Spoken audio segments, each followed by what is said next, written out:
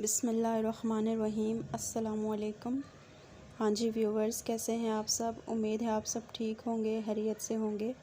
आज मैं आपको जिस मेडिसन के बारे में इंफॉर्मेशन देने जा रही हूँ वो है एमसिन।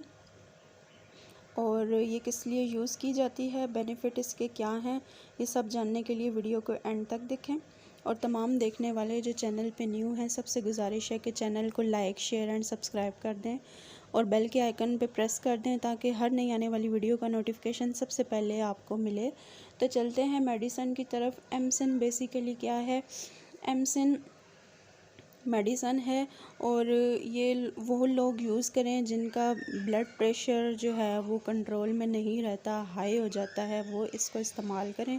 इंशाल्लाह उनको फ़र्क महसूस होगा। और शुगर के लोग जिनका शुगर की वजह से जो अंदरूनी अज़ा हैं वो काम करना छोड़ रहे हैं, जैसे हार्ट है, हार्ट के जो है वो इश्यूज़ चल रहे हैं, या किसी को फर्स्ट अटैक भी आ चुका है, या गुर्दे जो है वो नाकाम हो रहे हैं, मैदा जो है वो काम नहीं कर रहा, मैदे में दर्द रहता है, इसी तरह पेट के इश्यूज़ हैं, हाजमा ख़राब है, या कब्ज़ का इशू है, शुगर की वजह से डैमेज होने वाले जितने भी ऑर्गन हैं, तो उन सब के लिए या उन ऑर्गन की बेहतरी के लिए, शुगर लेवल को ठीक करने के लिए, उसको नॉर्मल रहने के लिए आप इस मेडिसन का इस्तेमाल कर सकते हैं।